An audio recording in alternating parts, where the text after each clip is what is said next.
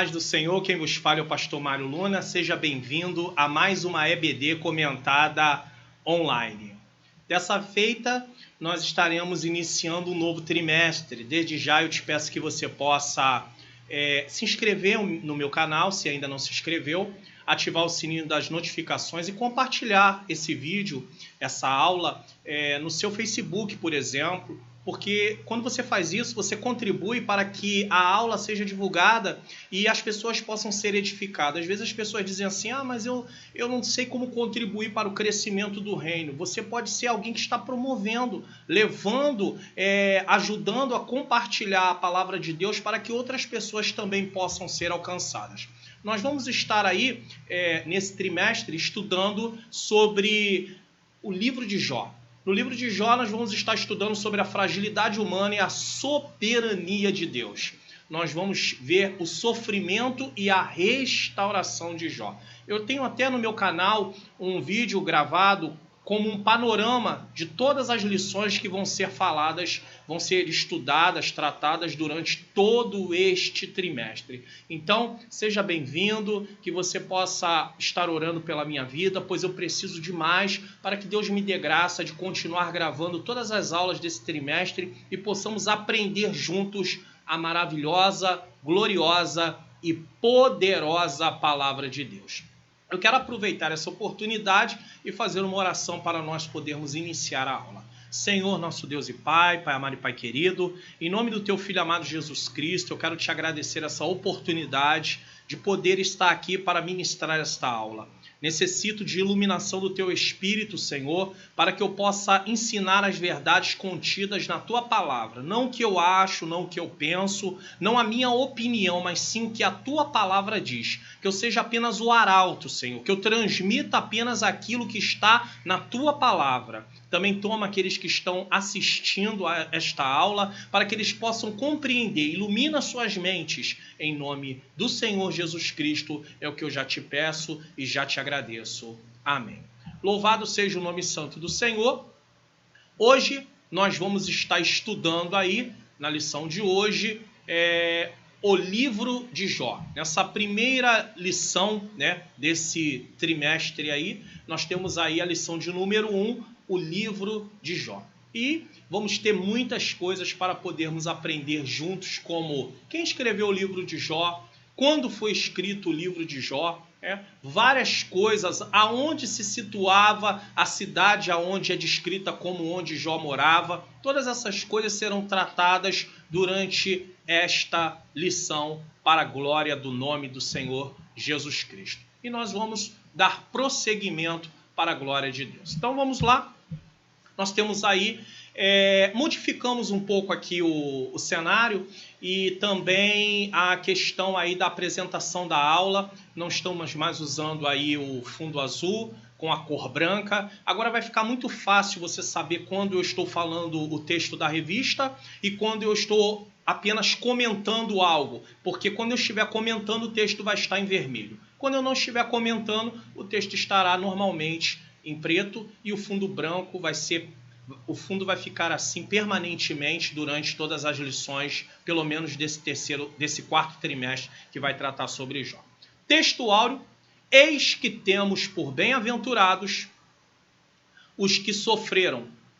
Ouviste qual foi a paciência de Jó e viste o fim que o Senhor lhe deu? Porque o Senhor é muito misericordioso e piedoso. Isso aí está descrito em Tiago, capítulo de número 5, versículo de número 11. Verdade prática: o livro de Jó é apenas uma preciosidade da literatura universal, mas, sobretudo, uma poderosa resposta de Deus. O livro de Jó não é apenas, uma preciosidade da literatura universal, mas, sobretudo, uma poderosa resposta de Deus para as grandes questões da vida. Porque quando você se depara com o livro de Jó, dentro de todo esse conceito que se tem, principalmente ainda nos dias de hoje, nos dias de Jó já tinha esse problema, já havia questões em relação a isso. Havia os amigos de Jó que achavam que Jó só poderia ter pecado. Porque se Jó não tivesse pecado, ele não estava vivendo daquela forma. Porém, nos dias de hoje isso é repetido. As pessoas às vezes veem pessoas passando por dificuldades, desemprego, doenças, situações adversas, e eles às vezes querem explicar aquilo e não conseguem uma explicação, então eles logo vão dizer, é pecado. A primeira coisa que nós precisamos ter em mente é que nem tudo nós vamos poder explicar. Nós temos que parar com isso de querer explicar tudo o que acontece na nossa vida ou na vida das pessoas. Não, nem tudo vai estar explicado. A palavra de Deus vai dizer em Deuteronômio que as coisas reveladas são para os homens e as ocultas são para Deus. Deus quis revelar parte daquilo que interessava, que ele queria que os homens soubessem a nível da salvação, do plano de salvação, do plano de redenção, mas nem tudo está descrito, nem tudo está revelado, e não adianta a gente ficar procurando, porque nós vamos acabar vamos conjecturar, vamos dar opiniões, vai ser suposições, e o cristão não pode viver de suposições. Tá? Prosseguindo aqui, objetivos específicos dessa lição: mostrar que a partir das evidências internas do livro é possível conhecer o contexto no qual Jó viveu, especificar o gênero literário e de que forma esse conhecimento ajuda na compreensão do livro de Jó, saber qual é o gênero literário de um livro da Bíblia ou até a carta é importante, porque uma vez que você identifica o gênero literário, você vai saber do que se trata aquele livro e aí você vai poder fazer uma interpretação da forma correta. E terceiro, identificar o propósito e a mensagem do livro de Jó. Considerações iniciais. Tá? Essas considerações iniciais não estão diretamente na revista, tá? É uma parte ali que tem a ver com o professor, interagindo com o professor. Eu tirei algo para poder falar aqui, aproveitar. Há coisas que acontecem na vida do crente que inevitavelmente levam-o a fazer perguntas que traduzem a angústia da alma. Se Deus é justo e amoroso, por que permite que um justo sofra tanto? Essa é uma pergunta que nem só os cristãos fazem, porque às vezes eles dizem assim, se Deus é amoroso, por que Deus deixa as pessoas sofrerem? É uma pergunta, tá? Perguntas como esta podem ser considerados o pano de fundo do livro que estudaremos neste trimestre. Jó, nosso objetivo é compreender o que o livro diz a respeito do assunto, as respostas humanas dadas ao sofrimento e, finalmente, a resposta de Deus a Jó e a seus amigos. Nós vamos ver que durante todo o trimestre, não é apenas nessa lição, não é apenas na segunda lição, não é apenas na terceira lição, mas durante todo o trimestre, nós vamos lidar com a questão de compreender assuntos, as respostas humanas dadas ao sofrimento e a resposta de Deus. E nós vamos nos surpreender que nem mesmo Deus, quando se apresenta, ele explica tudo que está acontecendo na vida de Jó. E muitas das vezes nós queremos que tudo seja explicado. Não será dessa forma. Para comentar o tema desse trimestre, contaremos com o pastor José Gonçalves. Ele é escritor. Aqui é uma apresentação do comentarista desse trimestre, conferencista, membro da Comissão de Apologética da CGADB, que é a Convenção Geral das Assembleias de Deus no Brasil, e líder da Assembleia de Deus em Água Branca, Piauí, ou seja, ele é pastor-presidente dessa igreja. Agora sim, vamos para a introdução. Volto a dizer, se você ainda não se inscreveu no nosso canal, se inscreva, ative o sininho das notificações, compartilhe esse vídeo na sua rede social, isso vai ajudar com que você venha propagar, levar a palavra de Deus, anunciar, ajudar que venhamos a anunciar a palavra de Deus, levar o reino de Deus às pessoas que precisam conhecer a palavra do Senhor e também outras que precisam ser edificadas. Nesse trimestre estudaremos o livro de Jó, uma das obras mais fascinantes da Bíblia. Não há em toda a literatura bíblica outra obra semelhante. Diferente na sua estrutura, no estilo e sobretudo no conteúdo, o livro de Jó demonstra a grandeza de Deus diante da finitude. O que é finitude? Limitação humana. É, portanto, uma obra que alimenta a nossa esperança quando tudo mais parece ter perdido sentido. É interessante que quando nós olhamos para o livro de Jó, nós temos certeza, ainda mais, do cuidado de Deus. Nós temos certeza que Satanás não é autônomo e não pode sair por aí juntamente com os demônios que ele comanda, destruindo a vida de pessoas. Ele não pode fazer isso, ele não pode tomar nenhuma atitude, a não ser com a permissão de Deus.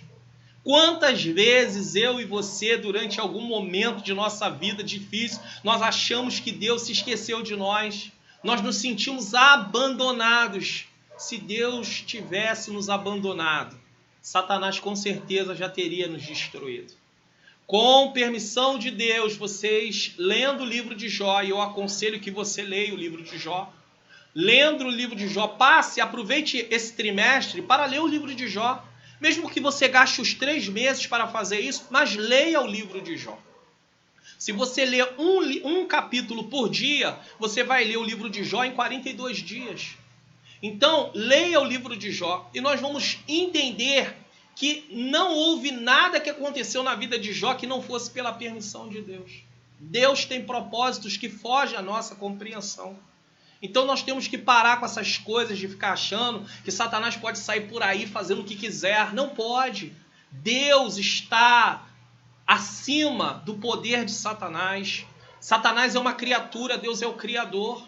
É claro que nós não podemos subestimar Satanás, achar que ele é um ninguém, mas também não podemos superestimar, colocar ele como se estivesse à altura de Deus. Não, ele não pode, ele é uma criatura.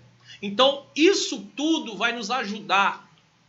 Durante essas lições, durante esse estudo, nós vamos compreender coisas muito importantes e vamos ter certeza que Deus jamais nos abandonou.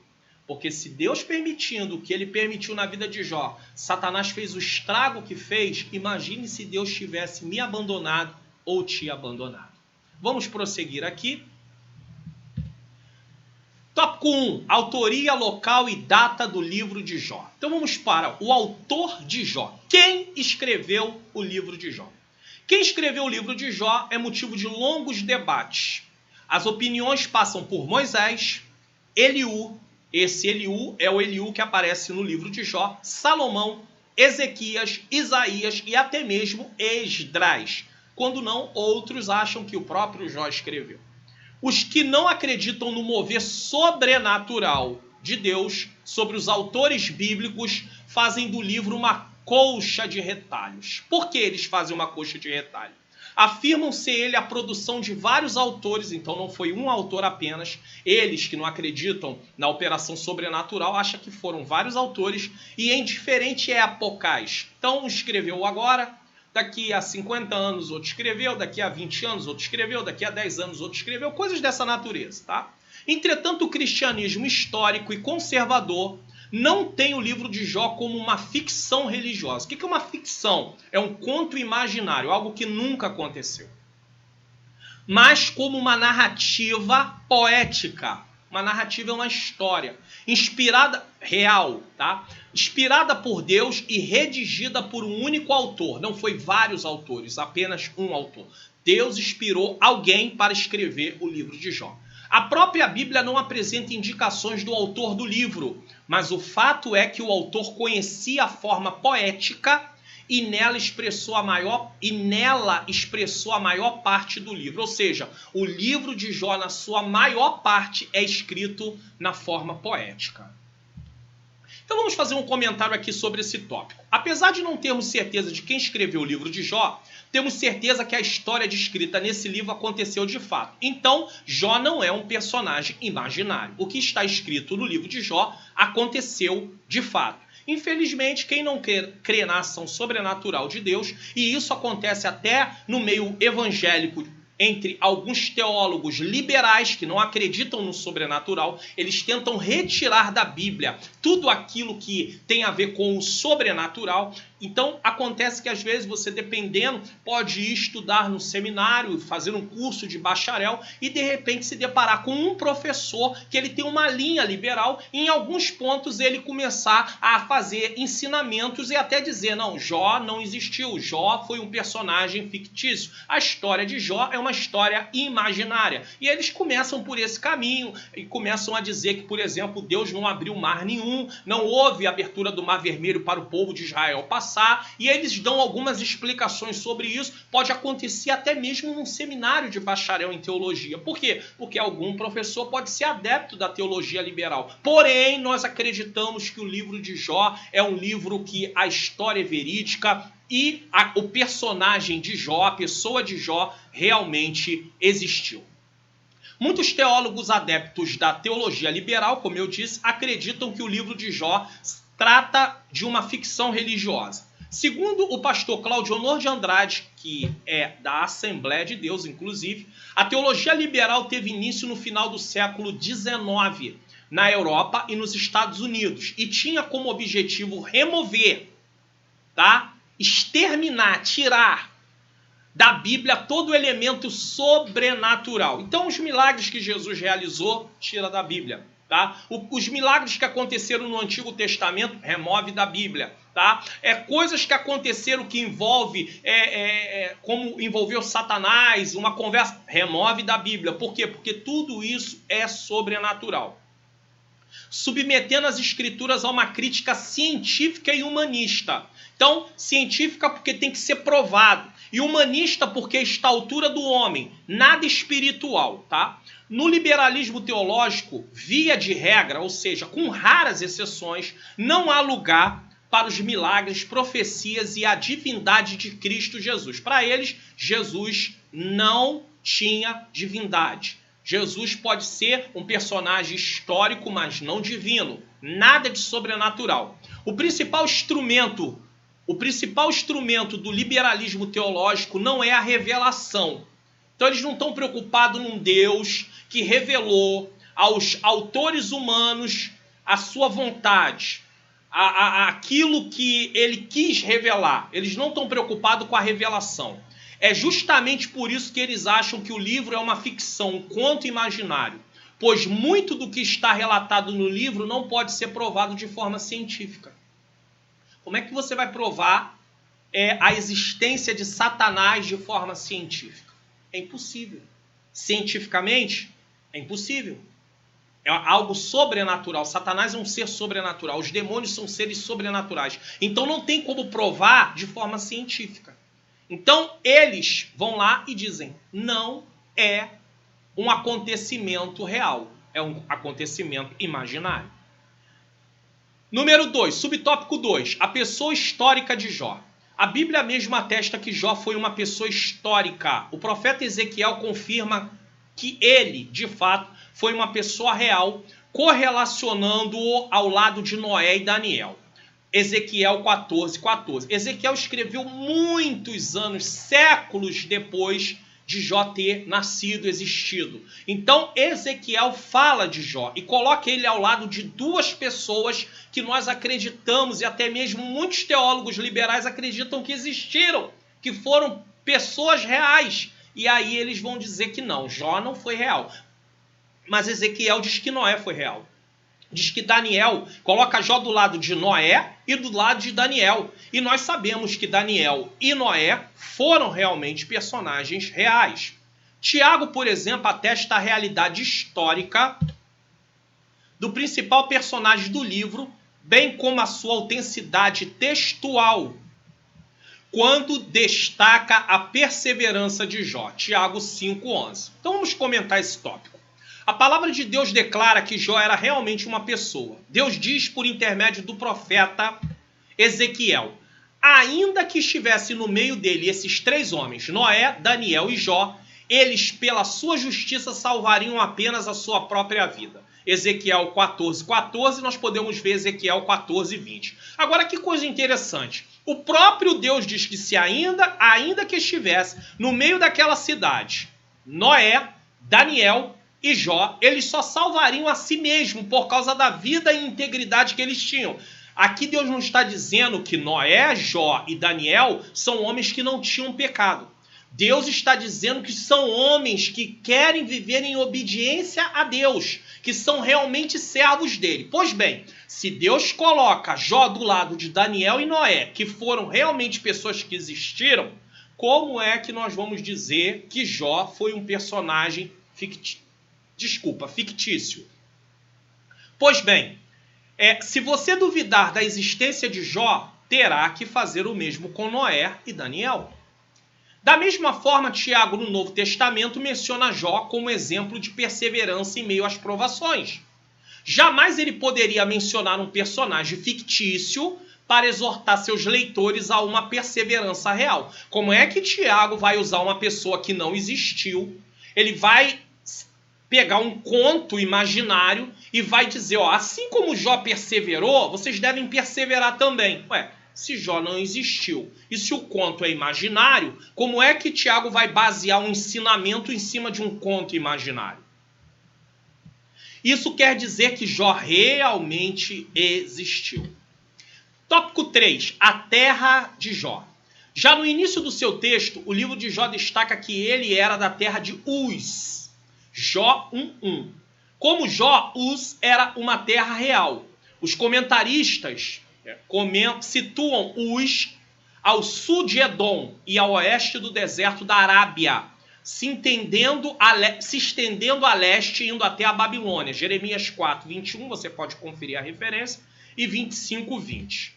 Vamos comentar aqui esse tópico. O dicionário bíblico de Euclaf diz o seguinte sobre Uz.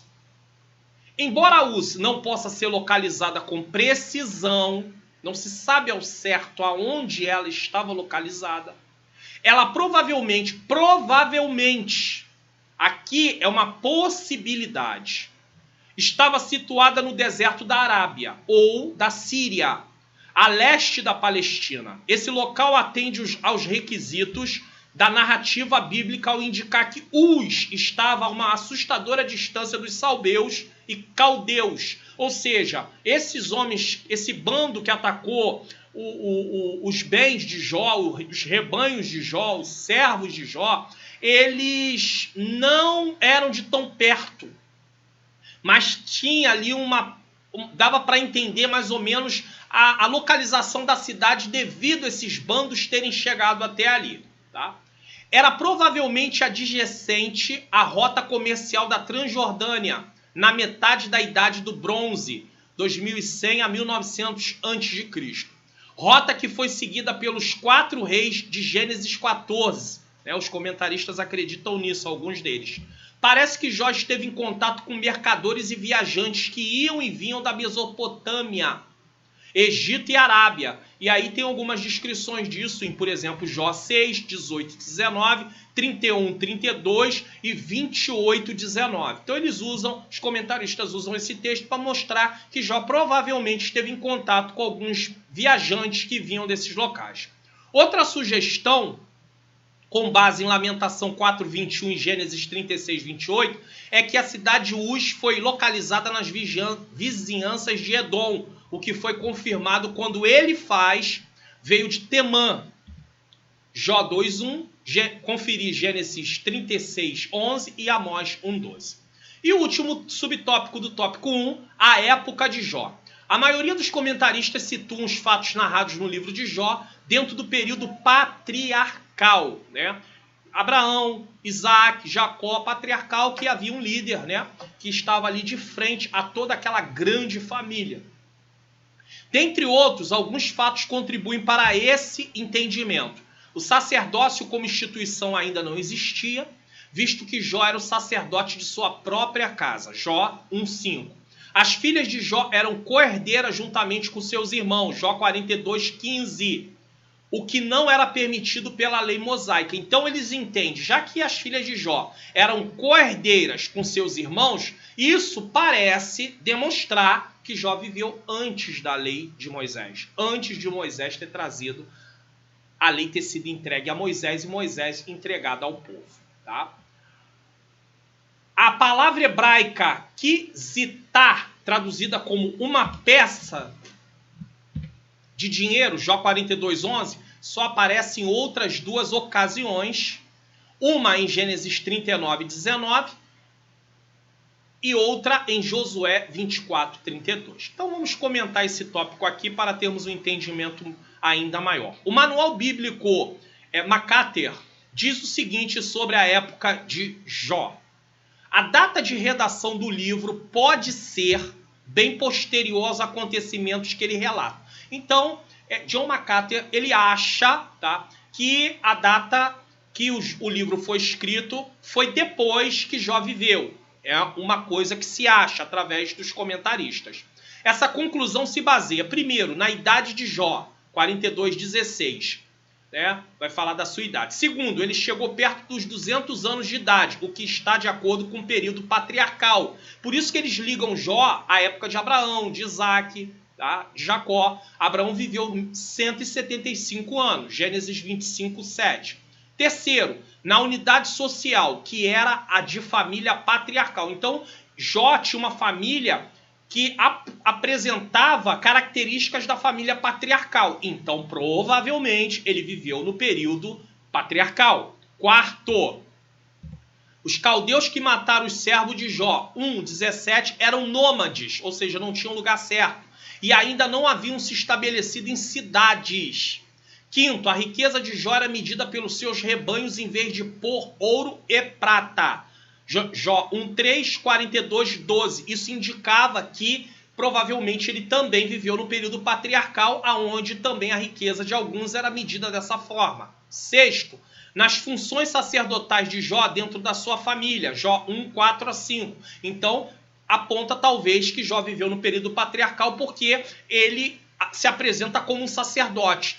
E se ele vivesse depois do período de Moisés, já haveria sacerdote e Jó agora não mais faria o que ele fazia. Apresentaria sacrifício a Deus, porque quem faria isso seria os sacerdotes. Sétimo, no silêncio sobre assuntos como a aliança de Abraão e Israel, o Êxodo e a lei de Moisés. Então isso demonstra também que Jó não fala nada, o livro de Jó não trata nada sobre Abraão, sobre Israel, sobre a saída do povo de Israel do Egito e muito menos de Israel, muito menos de Moisés. Os acontecimentos da história de Jó pareciam ser patriarcais. Jó, por outro lado, parecia conhecer as histórias de Adão, 31:33 de Jó, e do dilúvio dos dias de Noé, Jó 12:15. Esses detalhes históricos culturais encontrados no livro parecem situar os acontecimentos cronologicamente, ou seja, o que aconteceu no livro de Jó, acontecimentos cronologicamente numa provável época após Babel, Gênesis 11, do 1 ao 9, mas anterior a Abraão ou contemporânea dele, ou seja, ou Jó viveu um pouquinho antes de Abraão, ou viveu na mesma época que Abraão. Gênesis 11, 27 e os demais versículos, tornando o livro mais antigo da Bíblia. Então, se formos considerar qual é o livro mais antigo da Bíblia, seria Jó. No sentido dos acontecimentos, das escritas ali, né, narradas, Jó seria o livro mais antigo da Bíblia. Porque até mesmo Gênesis, os acontecimentos são bem antes de Jó, isso é óbvio, mas o escrever de Gênesis veio muito depois, porque Gênesis, acreditamos, e alguns comentaristas, a maior parte acredita que quem escreveu foi Moisés. Então, foi muito depois de Jó. Então, o livro mais antigo a nível do que está ali relatado foi o livro de Jó. Prosseguindo, síntese do tópico 1, a autoria do livro de Jó é desconhecida. Quem escreveu, não sabemos. Se alguém disser quem escreveu, está dizendo de forma especulativa.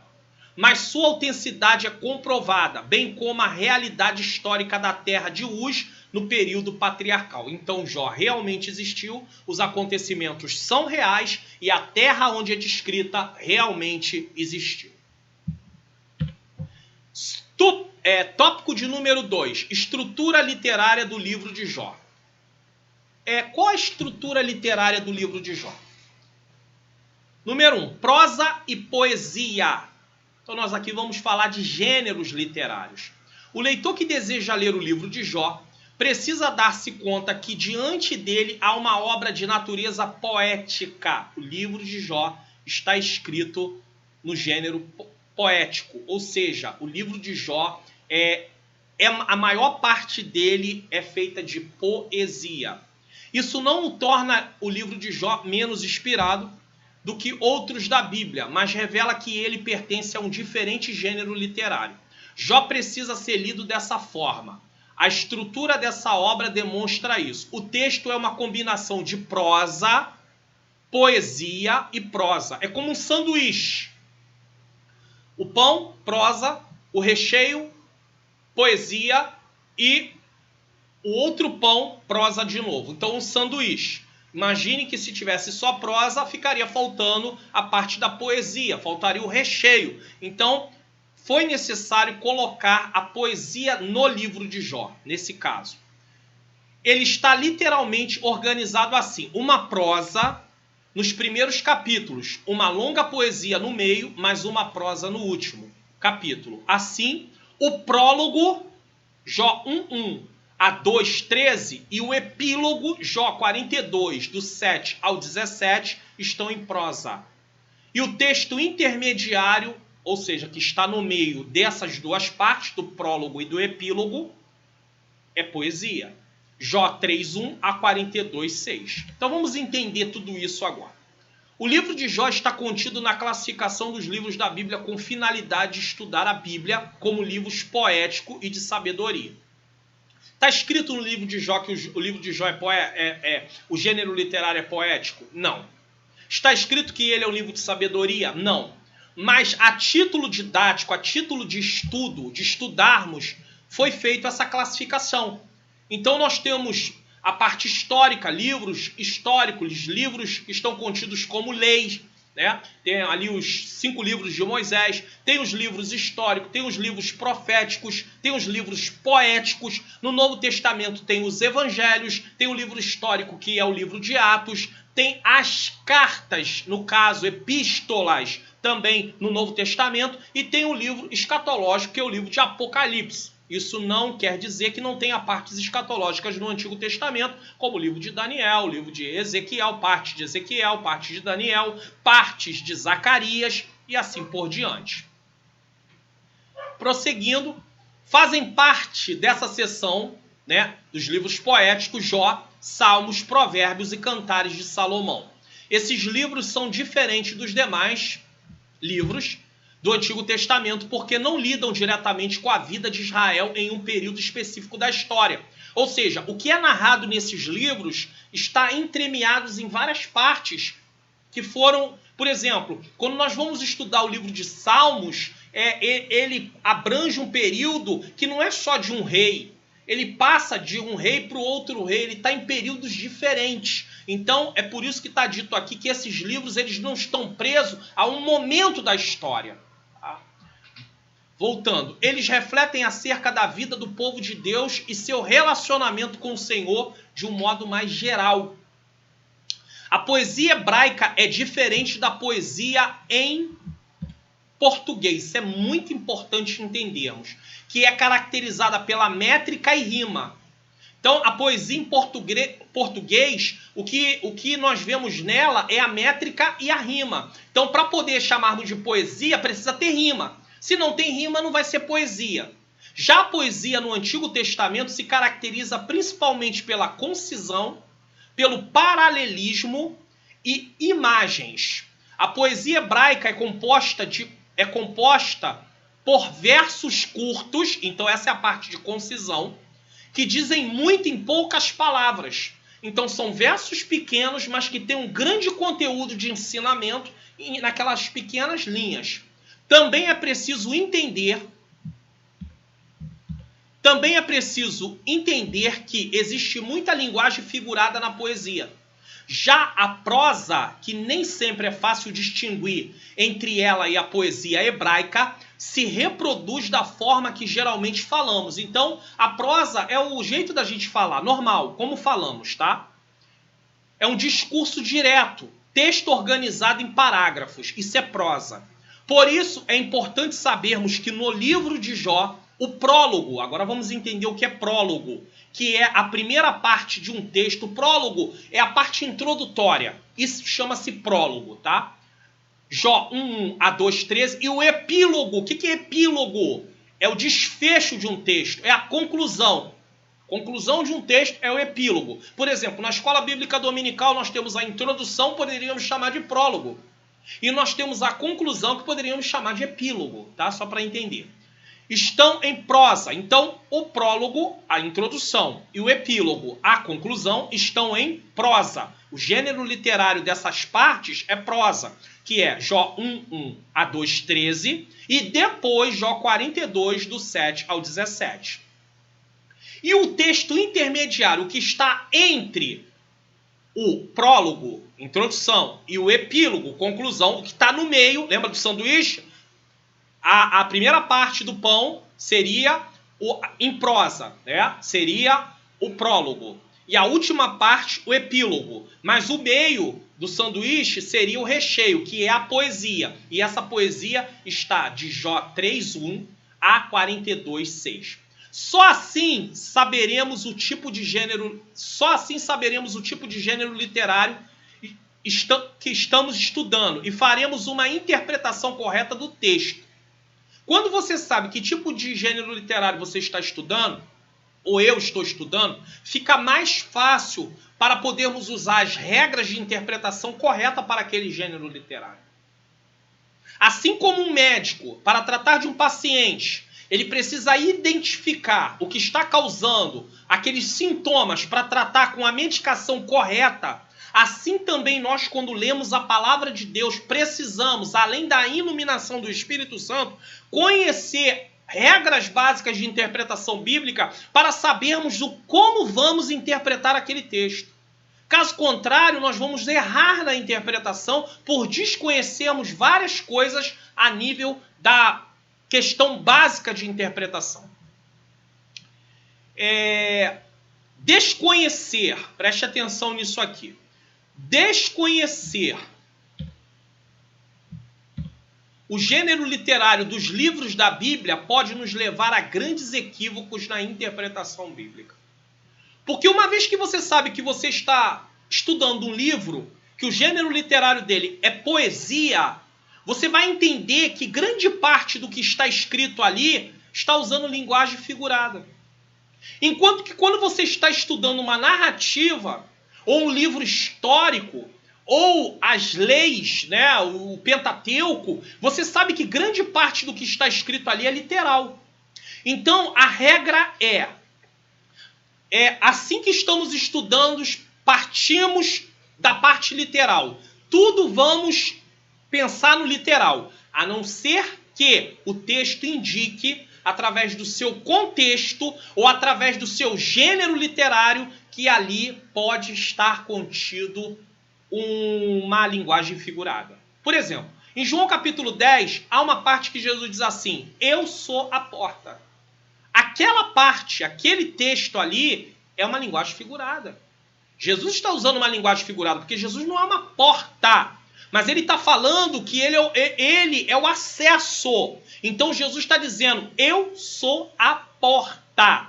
Mas vai haver outras passagens que vai se falar da palavra porta e nós vamos entender ela de forma literal. Passou-se pela porta. No tempo de Neemias, quando os muros foram construídos, levantados, reedificados, vai se falar de algumas portas. Aquelas portas são portas literais. Não é uma porta figurada. Não há um sentido figurado. Então, a maior dificuldade que se tem nos dias de hoje é que muitas pessoas, na hora que estão pregando, eles dão interpretação para determinadas palavras, partindo que elas estão ali de forma figurada, e elas não estão.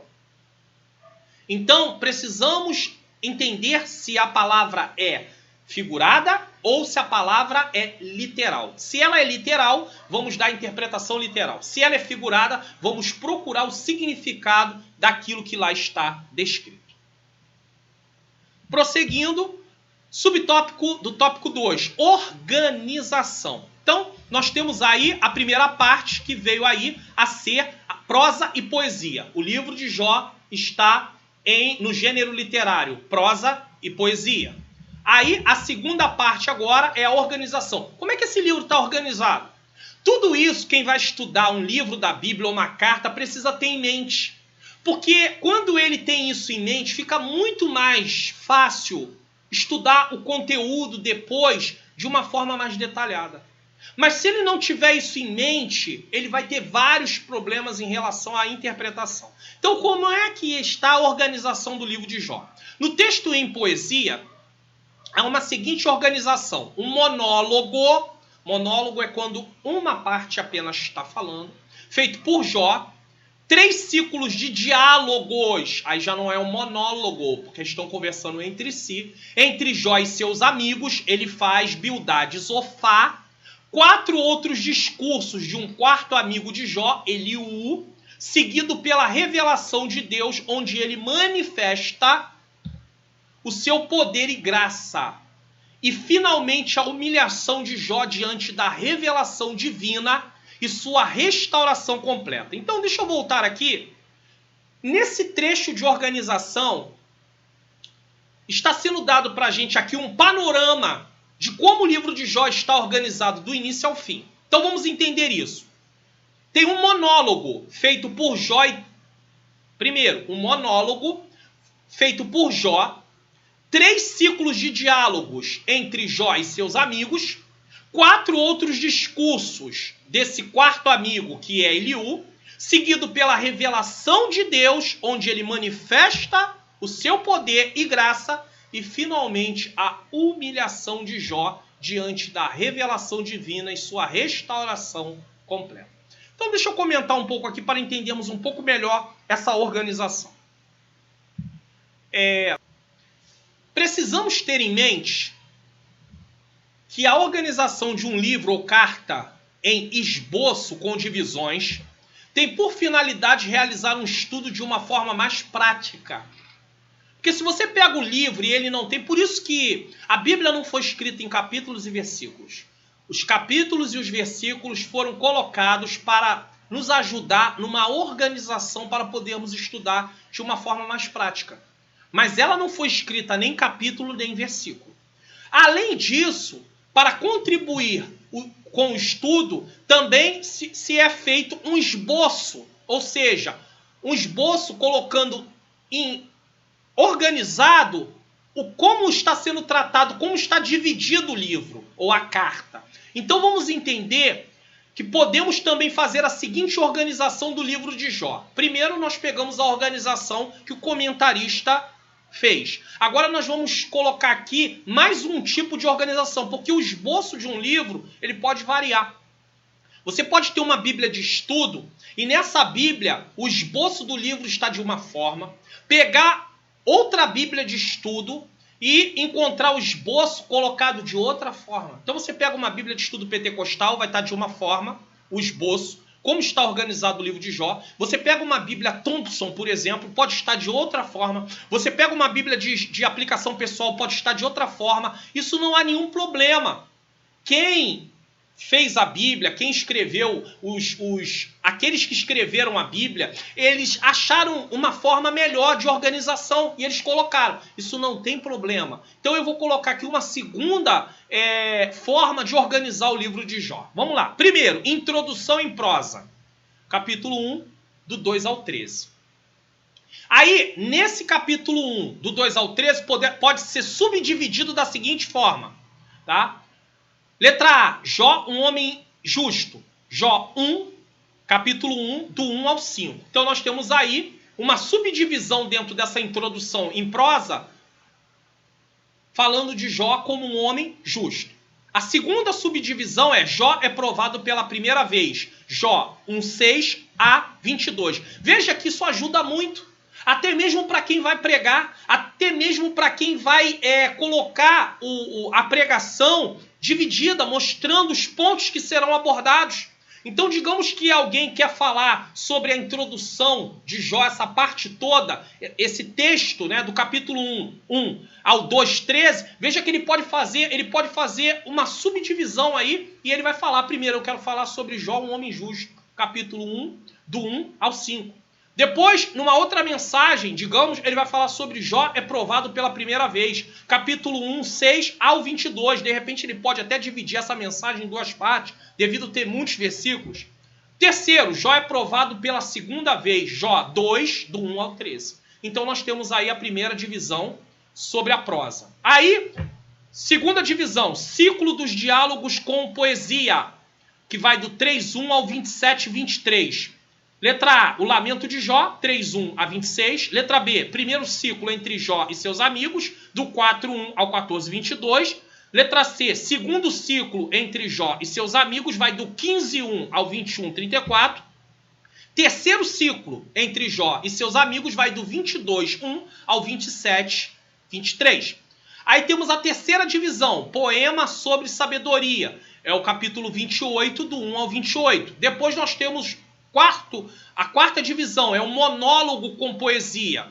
29:1 a 42:6. O discurso final de Jó, 29:1 a 31:40. Monólogo de Eliú, 32:1 a 37:24. Monólogo divino, onde Deus fala com Jó, tá? 38:1 a 42:6, inclusive 31:1 a 42:6, e a conclusão em prosa, aí termina em prosa, começou em prosa, termina em prosa, e o meio poesia, conclusão em prosa, 42:7 a 17. A, Deus repreende os amigos de Jó, e B, Deus restaura Jó. Veja que tudo isso tem referência bíblica, e tendo referência bíblica você pode estudar as partes, sabendo do que se trata aquela parte que você está estudando.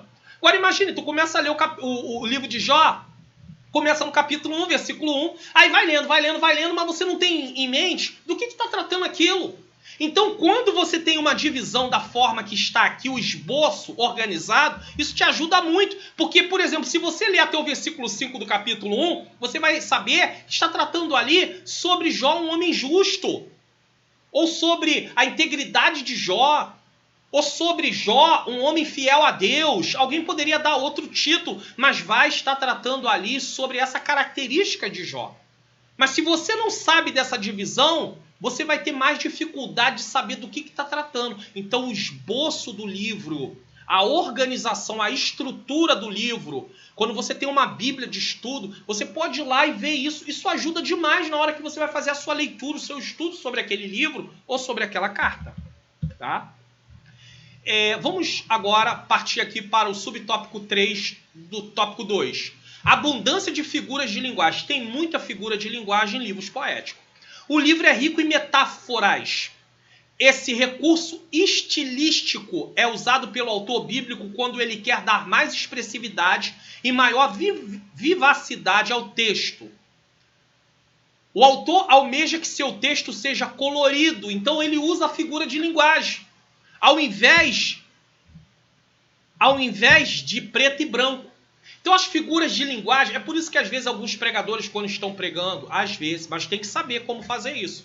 Eles usam ilustrações. Quando eles sabem realmente colocar a ilustração para poder dar entendimento ao que está sendo falado, aquilo ali traz cor, aquilo ali traz vida, certo? Jesus usava muitas figuras de linguagem quando estava falando. Então, ele trazia vida ao ensinamento, mas nós não podemos exagerar e nós também não podemos trazer algo que não tem nada a ver com aquilo que está sendo falado na palavra de Deus. Tá? Jó, por exemplo, usa a figura do vai e vem, do tecelão, para demonstrar a brevidade da vida. Jó 7,6. Conferir com Jó 7,7. Eu quero até aproveitar, vou mostrar aqui na Bíblia, tá? Essa parte de Jó 7,6, que vai dizer assim, ó. Eu vou até sublinhar aqui para ficar mais fácil, ó.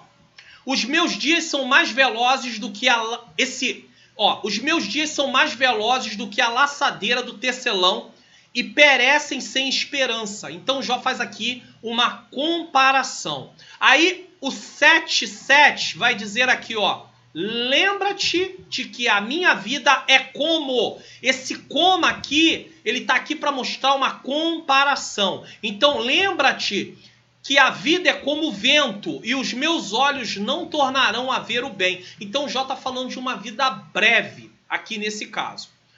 Prosseguindo aqui, ele também mostra a brevidade da vida como vento. Aqui eu já li, Jó 7,7. A nuvem estaria em Jó 7,9. Vamos mostrar aqui a questão da nuvem. 7,9. Vamos mostrar aqui. Vai dizer assim, ó. Tal como. Ó, esse tal como aponta uma comparação. Ó. Por isso que nós temos que conhecer algumas expressões do português para saber do que está tratando ali, ó. Tal como a nuvem se desfaz, e passa, aquele que desce à sepultura nunca tornará a subir. Então, ele está falando ali sobre a vida ser o quê? A vida ser breve, tá? A vida ser rápida, tá? Demonstra a brevidade da vida. Ele mostra ali também que ele usa nuvem, ele usa sombra, Jó 8:9, 14:2, uma corrida, uma águia, uma flor, 9:25, 26, 1 e 14:2. Tudo isso Jó coloca ali. No livro também há o recurso estilístico de paralelismo, onde os elementos literários repetem-se na mesma ordem. Então vamos fazer algum comentário aqui sobre esse tópico. Ter uma noção básica de figuras de linguagem nos ajuda a compreender certas expressões usadas para se referir a alguma coisa. As figuras de linguagem dão mais expressividade e maior vivacidade ao texto, como foi dito. É claro que todo texto deve ser interpretado em seu sentido normal, ou seja, o literal, a não ser que o contexto ou o gênero literário indique que se trata de figuras de linguagem.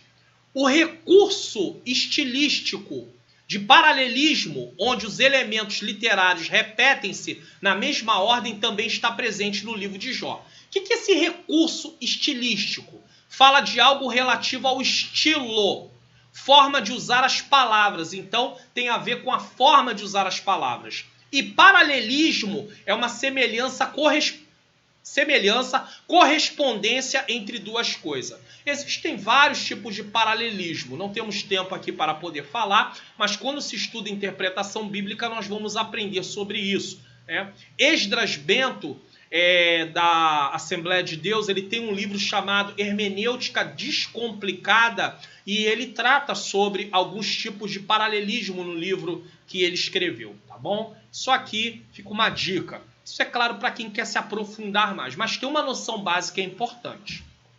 Síntese do tópico 2. O livro apresenta uma estrutura literária de prosa, poesia, prosa. Há também o uso de metáforas e paralelismos. Veja bem que algumas pessoas podem achar isso um pouco enfadonho, né?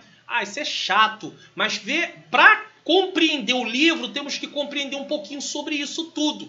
Então aqui nós entendemos um pouco sobre a organização do livro de Jó, né? O gênero literário do livro de Jó, as metáforas, figuras de linguagem que estão usadas no livro de Jó. Então tudo isso contribui demais para podermos entender na hora da interpretação.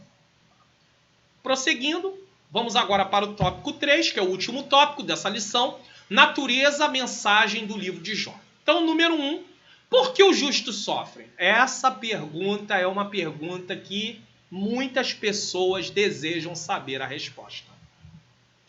Algumas das questões mais importantes levantadas no livro de Jó são eminentemente de natureza teológica, ou seja, tratam sobre Deus. E também filosófica, pensamentos, pensamos sobre as coisas. Por que disso? Por que daquilo? Por que é assim? A questão do sofrimento do inocente é a principal delas. Por que sofre o justo? Ou ainda, por que os ímpios prosperam enquanto o justo sofre? Por que os ímpios prosperam e o justo sofre? Por quê? Muitas pessoas se perguntam sobre isso. Se eu sirvo a Deus, eu não sou servo de Deus? Como é que eu sirvo a Deus e estou sofrendo, passando por tudo isso, e vejo pessoas que não estão servindo a Deus, que aparentemente, têm uma vida muito boa? Isso são questões que nós precisamos aprender a compreender, não minuciosamente, porque nós não temos resposta para tudo, mas de forma geral e através do que Deus deixou revelado na sua palavra, o porquê disso. Ao longo dos anos, tanto teólogos quanto filósofos têm procurado dar explicações para esse dilema humano. No contexto de Jó, a ideia que prevalece é a de que somente os maus sofriam em consequência de seus pecados. Se havia sofrimento, era porque havia culpa do sofredor. Nesse aspecto, ao longo de seus 42 capítulos, o autor procura demonstrar um novo olhar sobre essa questão. Ou seja, será mesmo que se há sofrimento é porque aquele que está sofrendo é culpado? Será mesmo que se há sofrimento, se está acontecendo sofrimento, é porque tem pecado oculto? Então, durante os 42 capítulos de Jó, o autor que escreve Jó, ele vai fazer um olhar, vai nos colocar, vai tentar nos levar, nós vamos ser levados a uma compreensão, a observar melhor sobre esse assunto. Comentário aqui sobre esse tópico. Por que sofre o justo? Esse é o tema do livro de Jó. Boa parte do livro ocupa-se da avaliação teológica errônea, que o sofrimento era consequência de uma vida de pecado. Essa mesma mentalidade está presente em muitos cristãos em nossos dias. Esse erro precisa ser corrigido. É importante dizer isso. Muitas pessoas acham que os amigos de Jó eram inimigos, que ninguém merecia amigos. Se para ter amigos como aqueles, era melhor nem ter amigos. Porém, nós precisamos ter em mente que os amigos de Jó, eles tinham uma ideia errada sobre a questão do sofrimento. Então, eles associavam o sofrimento ao pecado, à culpa. E isso é repetido nos dias de hoje. A teologia da prosperidade nos faz pensar que se há sofrimento é porque tem pecado. Se uma pessoa ficou doente, está em pecado. Se uma pessoa ficou desempregada, está em pecado. Se uma pessoa tem alguns outros problemas, está em pecado. Se uma pessoa não tem uma vida próspera financeiramente, materialmente, se ele não tem um carro, um bom apartamento, uma boa casa, um bom emprego, uma boa posição no mercado de trabalho, ele está em pecado. É uma forma sutil de dizer que somente aqueles que estão fazendo a vontade de Deus, eles atestam a obediência a Deus. Eles estão dizendo, em poucas palavras, o seguinte: quer ver se você realmente é alguém que serve a Deus e está agradando a Deus? Quer ver se alguém é assim? Olhe para a vida financeira dele. Se a vida financeira dele, a saúde dele está correndo bem, é porque ele está agradando a Deus. Os amigos de Jó tinham essa mesma concepção. E, na verdade, a concepção deles estava errada. E a concepção da teologia da prosperidade está errada também. Porque se nós pegarmos isso como princípio de agradar a Deus, então Paulo não estava agradando a Deus. Pedro nunca agradou a Deus. Os apóstolos, nenhum deles agradaram a Deus, porque nenhum deles foram prósperos no sentido da palavra financeiramente. Porque, na verdade, a palavra prosperidade é ausência de necessidade. Eles dão outra conotação, eles dão outro sentido a esta palavra prosperidade. Tá? A Bíblia vai dizer, tudo que José fazia, Deus prosperava. Ou seja, aquilo que José fazia, Deus ajudava e dava certo. José era bem sucedido, é isso que a Bíblia está dizendo. Mas eles torcem, vão lá e colocam como riqueza, ser bem sucedido no sentido... Então, esses homens da Bíblia, os pais da igreja do primeiro século, muitos homens na história da igreja foram homens fracassados, porque eles não foram ricos, eles não tinham bens materiais. Então, a teologia da prosperidade é uma falsa teologia. É um falso entendimento das coisas de Deus. E outra coisa, isso pode ser falado por qualquer pastor. Ah, mas foi o pastor fulano de tal, ele tem um grande nome no meio evangélico. Não importa, ele está propagando heresia. Porque baseado nisso, Paulo era fracassado, Pedro era fracassado, Tiago era fracassado, João era fracassado, a turma toda era fracassada. Ah, e eu não posso deixar de colocar Jesus no meio deles. Também era outro fracassado, porque Jesus também não teve bem material nenhum. Deu para compreender? Então a teologia da prosperidade é uma teologia errônea, é um ensinamento errado, é um ensinamento que não está respaldado pela palavra de Deus. Avaliar a espiritualidade de uma pessoa pelo aquilo que ele tem financeiramente é um erro gravíssimo, porque a Bíblia jamais faz isso. E ainda que no Antigo Testamento Deus diga para o povo que se eles forem obedientes, Deus vai prosperar a vida deles, nós vamos encontrar pessoas no Antigo Testamento que eram obedientes e não tinham uma vida de grandes riqueza e de grandes bens materiais.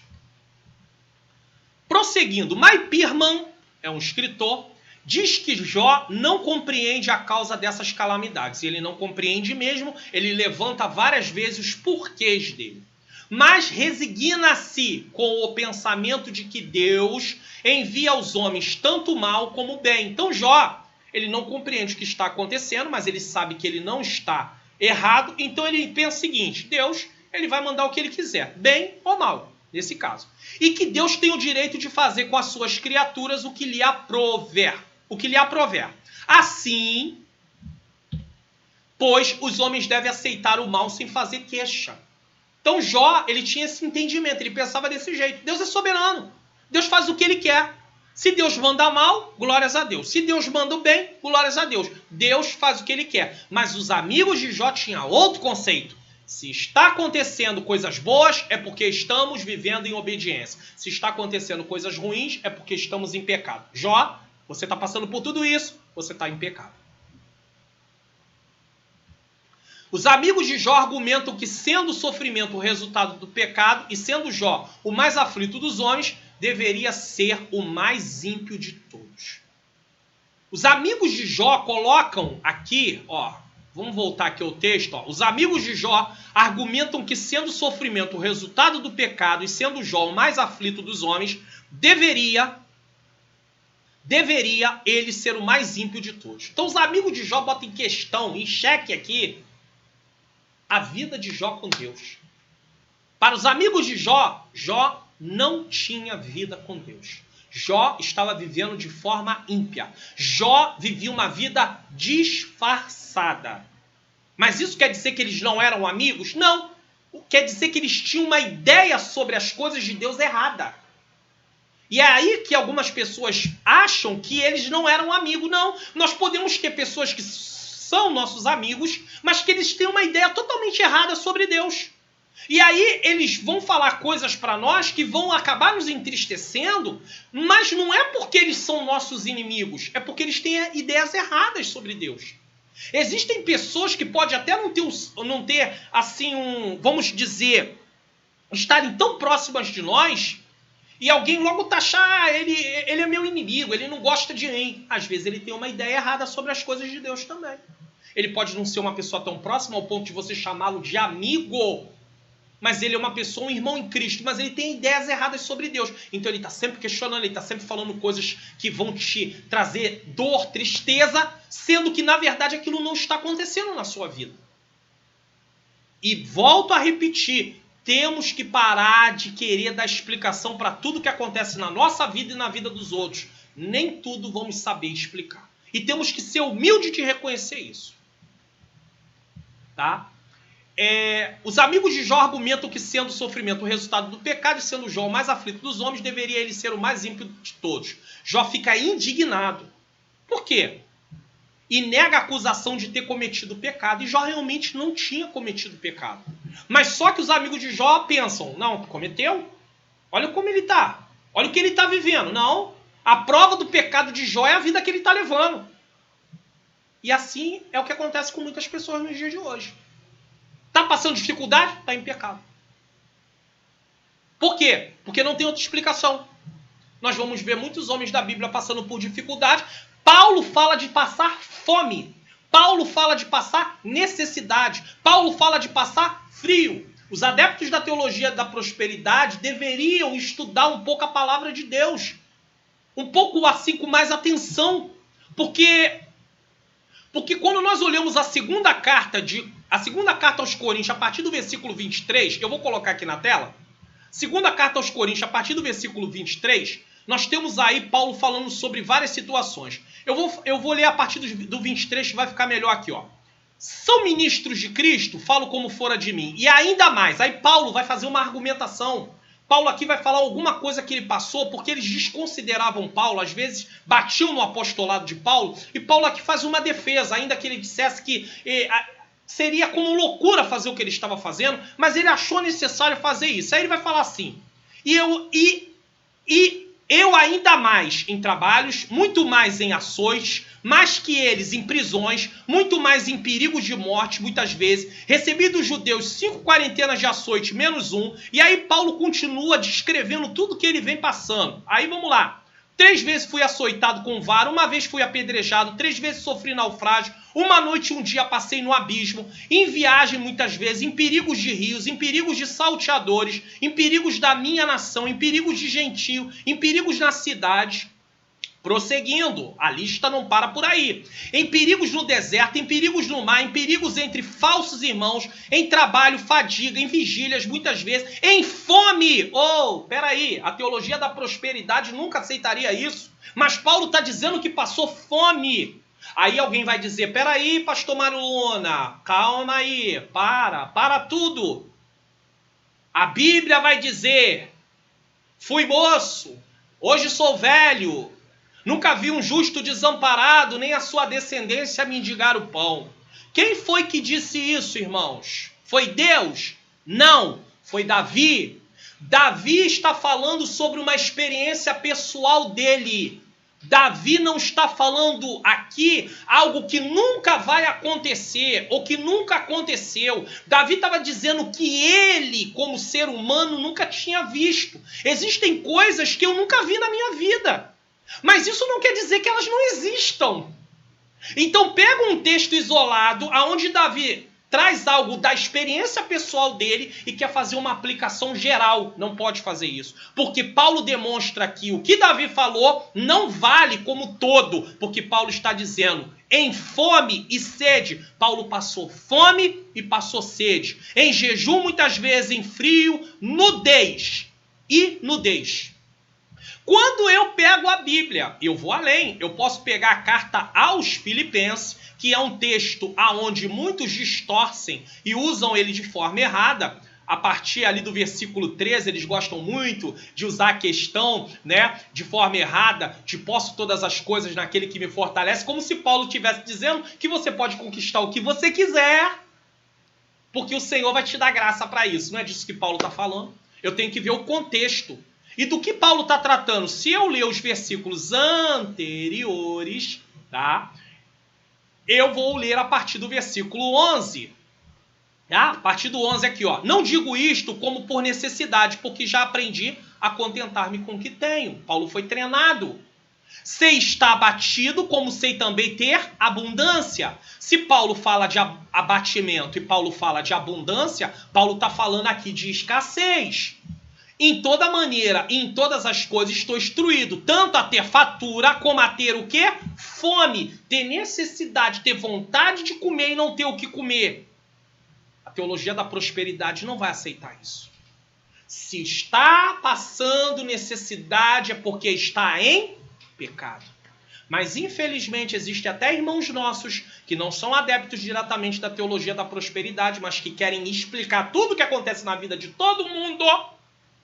E quando é na vida dele, ele não vai dizer que é pecado, mas ele também não tem explicação e quer explicar de qualquer maneira. Quando ele não vai dizer que é pecado, ele vai dizer, não, o diabo fechou as portas para mim.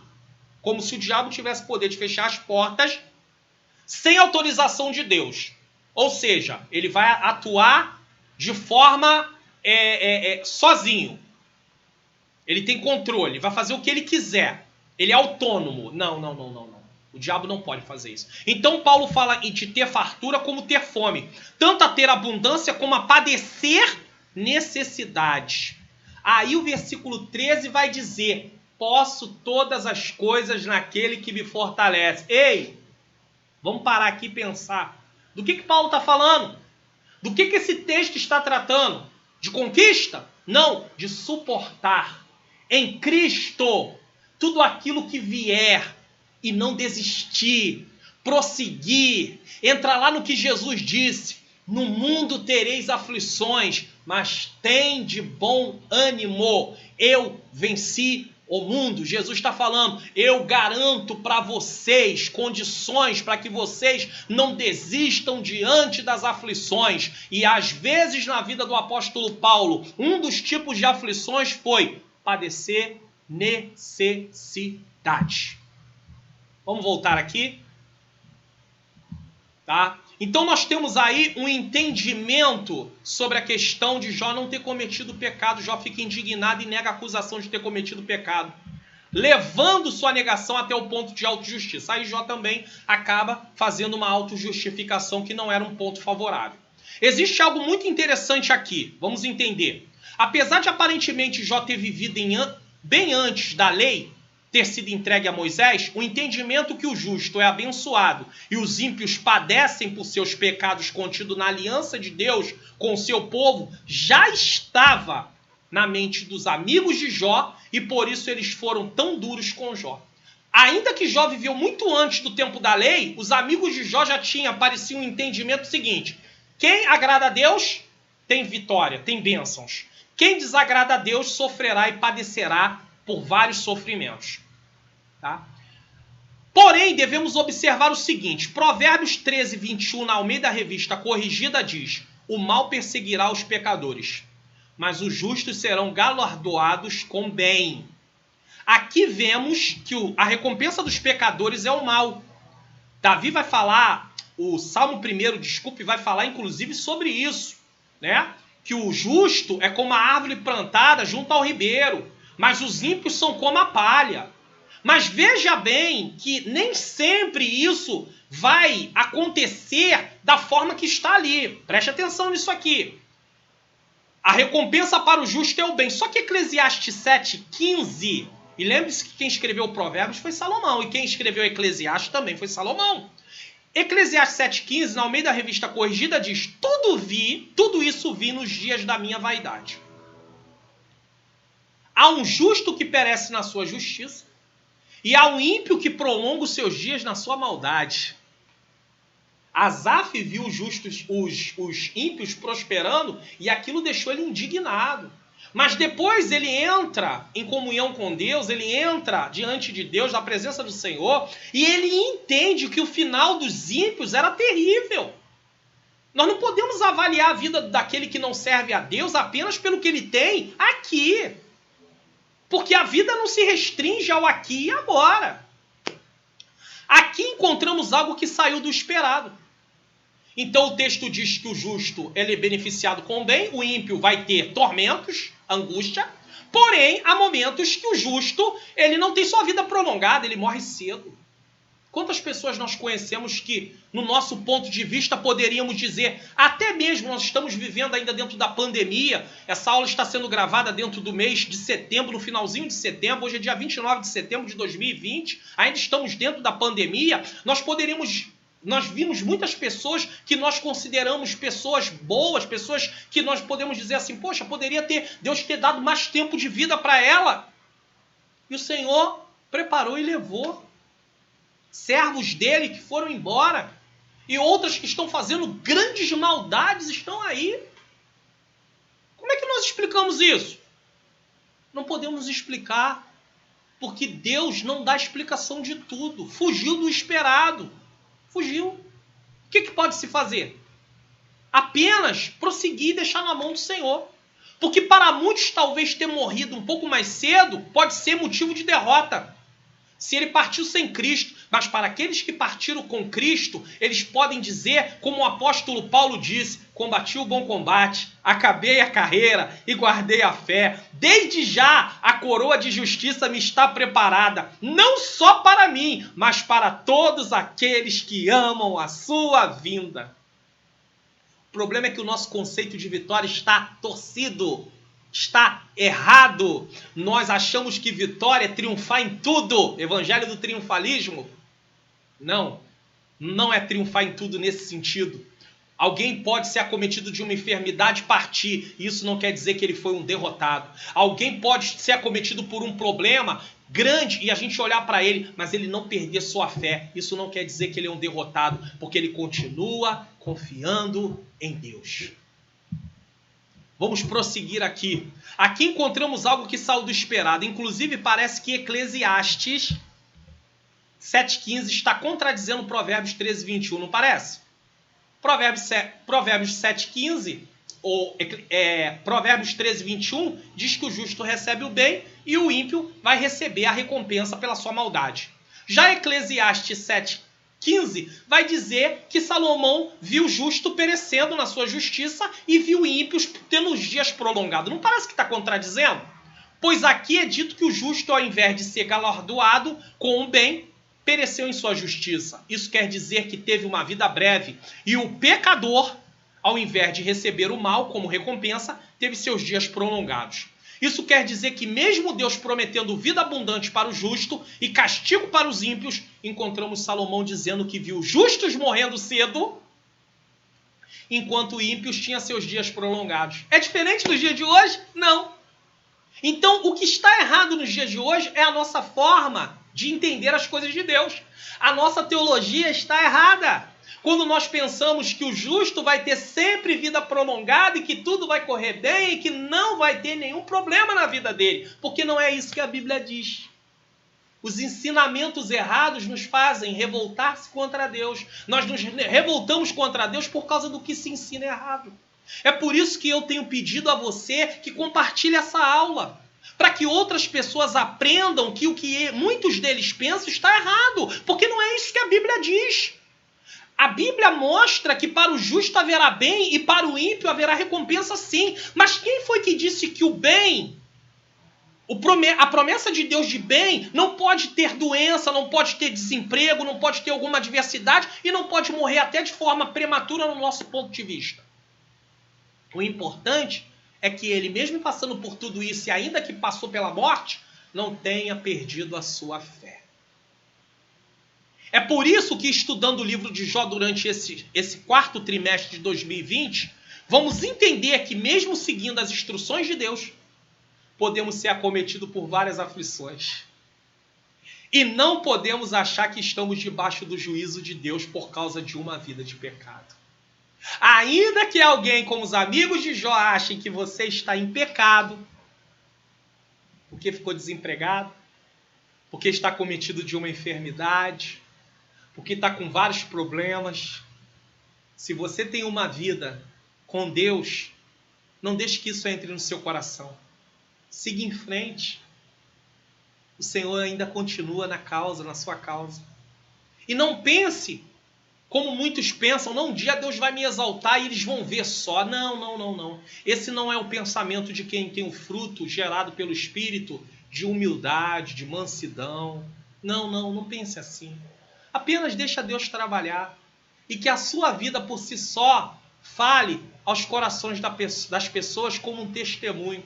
Porque no final da história de Jó, alguém pode usar o final da história de Jó para falar, tá vendo? Agora os amigos de Jó tiveram que ver que Deus era com Jó. Mas a Bíblia em momento nenhum faz esse contraste aí. Em momento nenhum.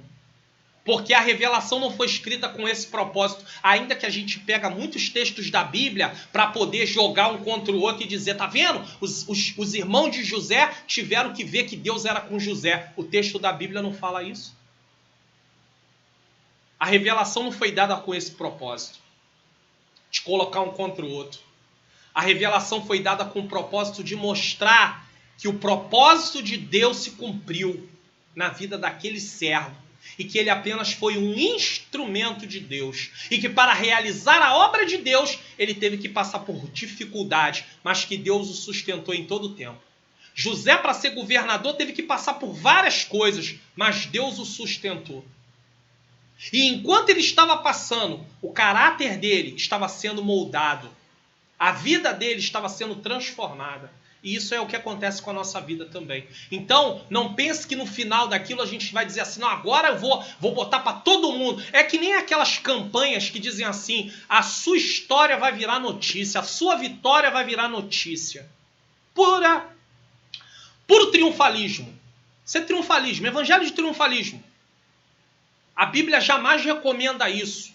Não diz para você sair por aí se exaltando.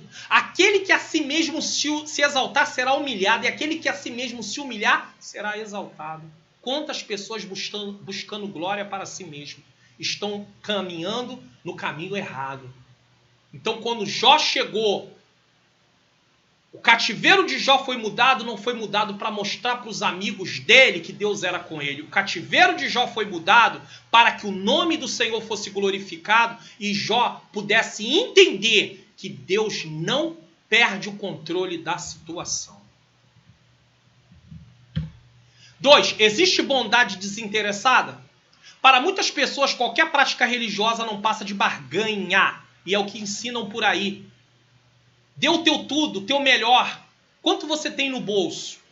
Se você tem 500, dê 500. Se você tem 300, dê 300. Se você não tem muito, mas você tem aí alguma joia, uma aliança, um relógio de ouro, alguma coisa, algum bem, dê. Se você trouxe seu carro e você quiser ofertar também, oferte o seu carro, dê o seu melhor.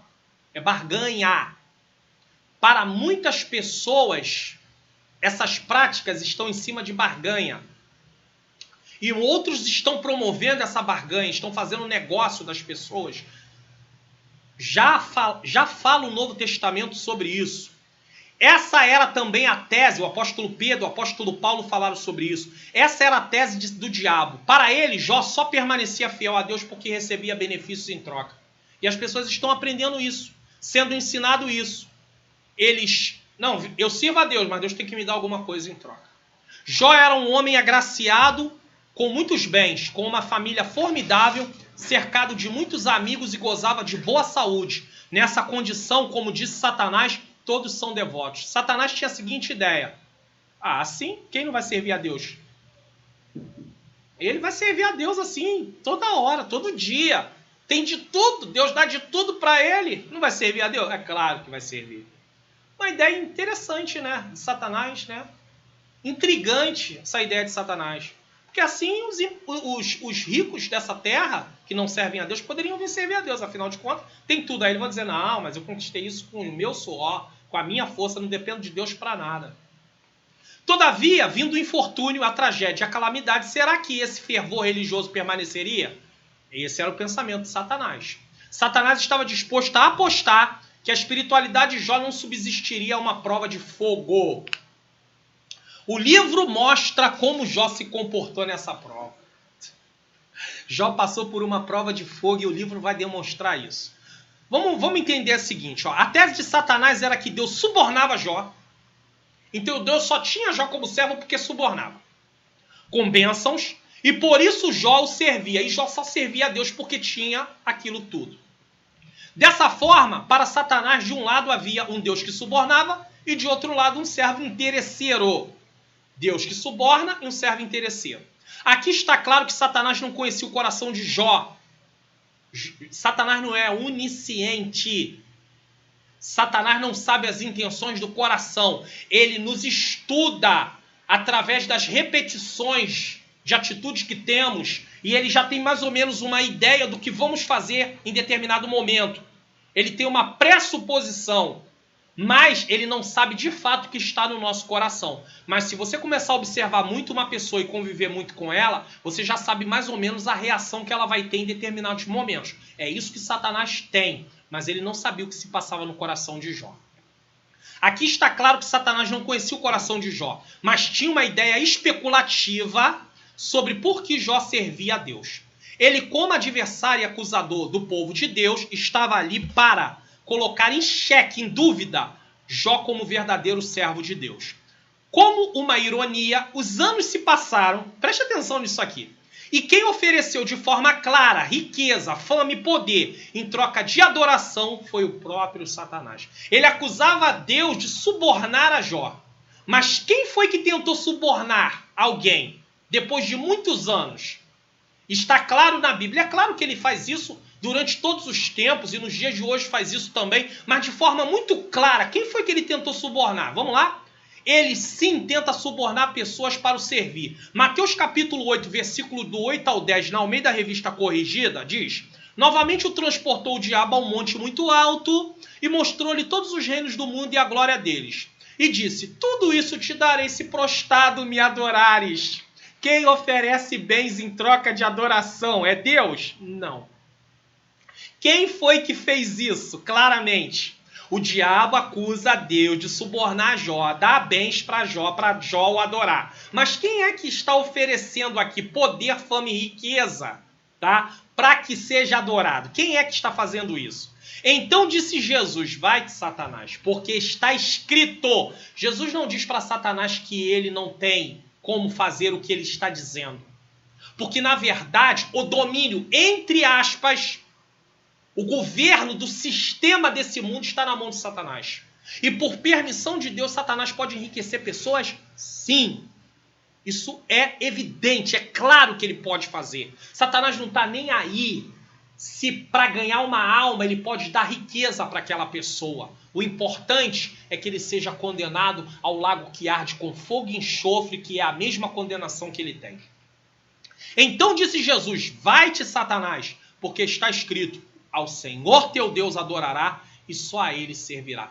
Quem é que troca adoração por bens? É Deus ou é Satanás? O texto aqui de Mateus capítulo 4 vai tratar bem claro sobre isso. Satanás é quem troca adoração por riqueza, por fama, por poder.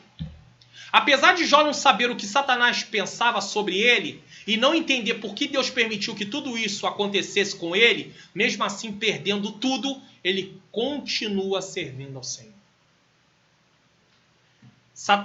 Satanás trouxe tudo sobre a vida de Jó. Jó é provado 2 vezes, em 2 etapas, vamos dizer assim. E mesmo assim, Jó continua servindo a Deus. No final de seu livro, temos compreensão que a tese de Satanás era falsa. Nem Deus subornava o seu servo, nem Jó era um servo interesseiro. O nome do Senhor foi glorificado, pois ele conhecia muito bem quem era o seu servo. O mais triste nos dias de hoje é que nós encontramos igrejas ensinando as pessoas a serem interesseiras e apregoando um Deus que suborna, porque ele quer adoradores através de dar coisas para ele. Mas a Bíblia em momento nenhum ensina isso. Ainda no Antigo Testamento, Jó perde tudo, mas ele continua servindo a Deus da mesma maneira. Subtópico 3 do tópico 3. Pode o homem compreender Deus? Isso é uma coisa que muitas pessoas querem sair por aí entendendo. Então vamos lá. Os últimos capítulos de Jó mostram os impactos que a revelação divina tem sobre os homens. Como Paulo, que foi verdadeiramente mudado quando contemplou o Senhor numa visão. Atos 9, do 1 ao 17. Assim também, Jó é totalmente transformado quando contempla a majestade do Senhor. Jó 38, capítulo 38 ao 42. A questão para Jó não foi o tanto entender Deus, porque Jó não entendeu. Deus não se apresenta para explicar para Jó por que Jó estava passando por aquilo. Deus não explicou nada. Mas experimentá-lo. Deus se apresenta de forma gloriosa para que Jó entenda o seguinte: eu sou Deus, eu sou soberano, nada foge do meu controle. Jó bota a mão na boca e se cala. Vai falar o quê? Ele está diante daquele que tem todo o poder. Então ele não tem... A luta de Jó foi tão grande que Jó queria comparecer a um tribunal. Há um capítulo do livro de Jó que vai dizer que Jó disse assim: eu gostaria de saber aonde o Senhor está, porque eu me apresentaria a ele e teceria, ou colocaria diante dele o meu argumento, e ele aceitaria que eu não cometi mal algum. E realmente Jó não cometeu mal algum. Mas Deus, no final do livro de Jó, Deus mostra para Jó: eu sou Deus, eu faço como eu quero. Dá para compreender Deus com isso? Compreender não, mas experimentar. Ter um nível mais profundo de comunhão com ele é outra coisa. E foi isso que aconteceu com Jó. Porque Jó chega ao ponto de dizer: eu te conhecia de ouvir falar, mas agora os meus olhos te veem. Jó tem uma experiência mais profunda com Deus. Há momentos, há lutas, há momentos difíceis na nossa vida que acabam por nos levar a ter uma experiência maior com Deus. E há pessoas que não querem passar por lutas, não aceitam luta, não aceitam prova. Eu não aceito, eu sou servo de Deus, eu não aceito. Eu vou determinar, eu vou decretar o final dessa prova. É mesmo? Eu quero dizer a você que talvez essa luta, essa prova, essa dificuldade, esse desemprego, essa doença, esse problema no meio da família, isso que está acontecendo com você, possa ser um meio que Deus está permitindo para te levar a estar mais próximo dele. Se você quer que essa prova acabe, a oportunidade de ter uma comunhão e de experimentar Deus num nível maior, acaba na sua vida aqui e acaba agora. Pare de tentar compreender Deus. Apenas peça a Ele força e graça. Deus, eu quero graça. Paulo, diante de uma prova no qual ele já havia orado 3 vezes para que Deus retirasse aquilo dele. Não sabemos o que era e nem vou especular o que era o espinho na carne de Paulo. A resposta de Deus para Paulo foi: a minha graça te basta, porque o meu poder se aperfeiçoa na fraqueza. Se Paulo se achasse, o contexto vai mostrar que para que Paulo não se engrandecesse, foi-lhe colocado um espinho na carne. Não sabemos o que era esse espinho. Não vou especular o que era o espinho. Mas o propósito do espinho na carne de Paulo, o espinho estava na carne de Paulo para Paulo não se gloriar, para Paulo não se exaltar. E aí Deus vai dizer: a minha graça te basta, porque o meu poder se aperfeiçoa na fraqueza. Nunca se ache autossuficiente, nunca se autojustifique. Apenas peça a mim auxílio, apenas peça a mim força. Por que muitas pessoas fracassam? Porque eles confiam na sua força. Não, eu vou parar de fazer isso. Não, eu vou abandonar isso. Não, eu vou deixar de cometer esse pecado. Vai deixar de cometer com que força? Com a tua força? Nunca. Semana que vem tu tá repetindo a mesma coisa. Mês que vem você vai estar repetindo a mesma coisa. Ano que vem você vai estar repetindo a mesma coisa. Mas se você se colocar na presença do Senhor e começar a suplicar a Ele, dia após dia, falando com Ele: Senhor, me dá força para resistir a essa fraqueza que eu tenho, a isso que vem, Senhor, pois eu sei que isso é consequência da minha natureza pecaminosa. Me ajuda, Senhor, me dá força, Senhor, me dá graça, Senhor. Eu tenho certeza que mais cedo ou mais tarde, Deus vai te sustentar, para que aquilo não venha dominar a sua vida. E Paulo pediu graça. Deus não removeu de Paulo aquilo que ele estava passando, mas Deus deu força para ele aguentar passar. Talvez Deus não vai retirar essa prova que você está passando. Deus não vai retirar você de dentro dessa luta. Não vai retirar a mim de dentro dessa luta. Mas Ele vai nos dar graça para suportar e ir até o final desse período. Porque aí depois vem outro período. E a cada período nós podemos experimentar Deus numa porção maior. Viver e experienciar Deus mudou completamente a vida de Jó.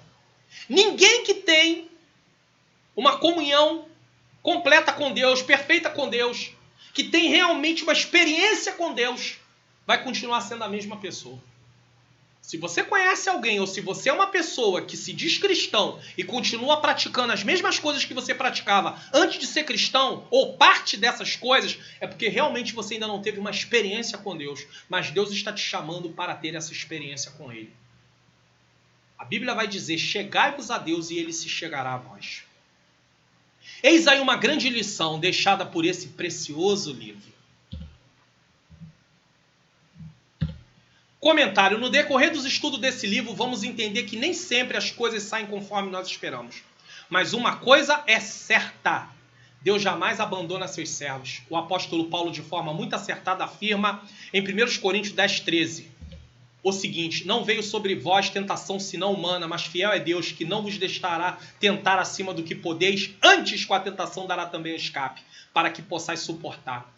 Posso ainda aqui citar o que o apóstolo Pedro falou, pois a provação na vida de Jó o levou a uma experiência mais profunda de comunhão com Deus, e a provação na vida do cristão, quando permanece na fé, terá como fim estar com Cristo para sempre. 1 Pedro capítulo 1, versículo 3 ao 7 diz: bendito seja o Deus e Pai de nosso Senhor Jesus Cristo, que segundo a sua grande misericórdia,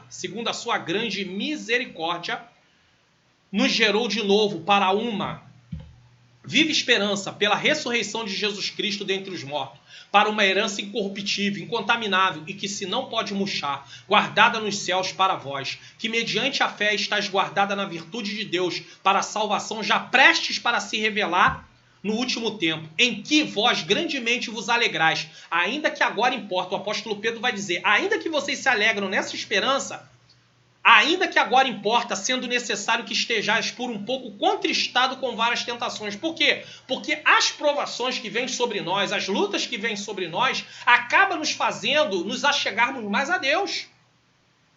Como aconteceu com Jó, tá?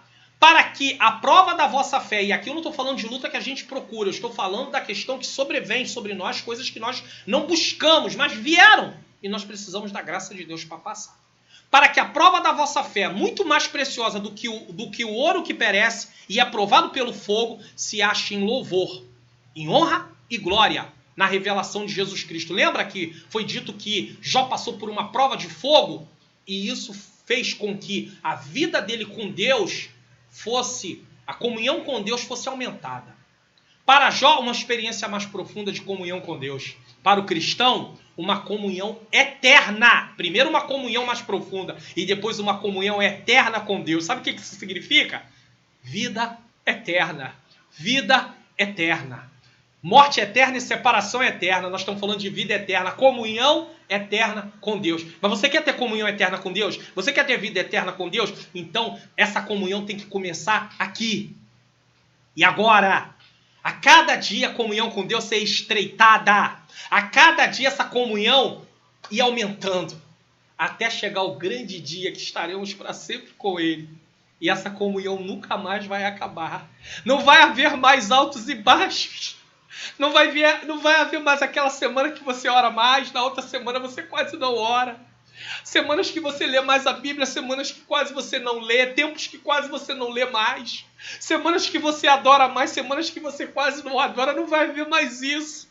Por quê? Porque agora vai haver uma comunhão eterna para sempre. Não vai haver mais essa oscilação.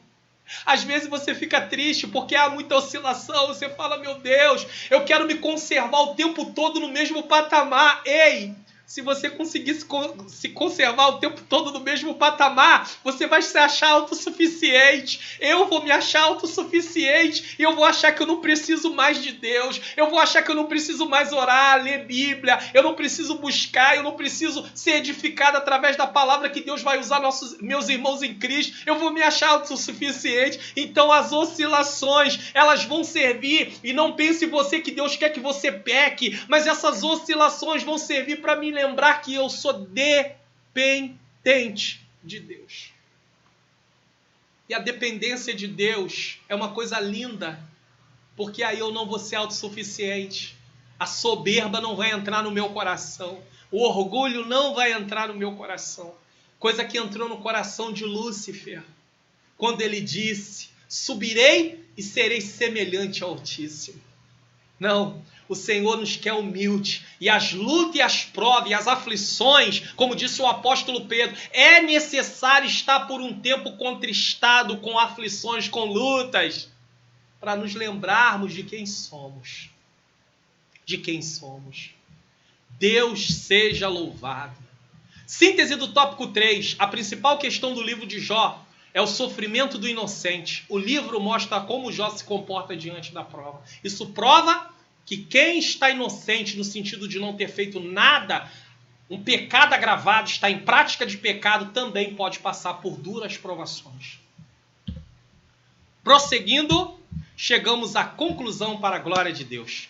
Nessa lição, apresentamos algumas informações básicas sobre o contexto histórico e literário de Jó. Quanto ao gênero, o livro é de natureza poética. Qual é o gênero do livro de Jó? Poesia. Isso é importante para a compreensão da própria estrutura como o livro foi organizado. Vimos que o livro apresenta princípios teológicos que transcendem o espaço e o tempo, ou seja, não foi só para o tempo de Jó, é para qualquer tempo. Esses princípios são para todas as épocas e culturas. O que é demonstrado é que o conhecimento de Deus é o anseio de todo ser humano. Todo ser humano, ele almeja ter um conhecimento muito grande de Deus. Só que nós temos limitações. E eu volto a dizer mais uma vez, as limitações são necessárias para não nos acharmos autossuficientes. Porque se nos acharmos autossuficientes, abandonamos a comunhão com Deus e começamos a regredir. E começaremos a nos apostatar da fé. Que os ensinamentos contidos aqui, nessa primeira lição, nessa introdução do livro de Jó, porque nós tivemos aqui um panorama, um aspecto geral do que vai tratar o livro de Jó, outras lições virão para nós aprendermos muito mais sobre questões em relação a Deus, em relação a nós, que tenhamos o nosso coração aberto para que as verdades de Deus sejam aplicadas sobre a nossa vida. Na próxima lição, tá? Nós vamos estar estudando a lição de número 2, quem era Jó? Quem era Jó?